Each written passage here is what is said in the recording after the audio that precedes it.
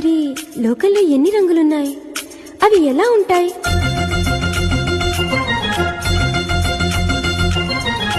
బుగ్గ మీద వెచ్చని సిగ్గు వచ్చినప్పుడు దానిని అడుగు, ఎర్రదనం అంటే చెబుతుంది.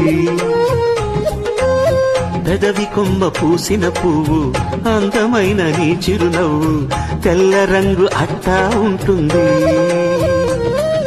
నీలో నిలువున పులకలు రేగిన వేళ నువ్వే పచ్చని పైరువు అవుతావమ్మా.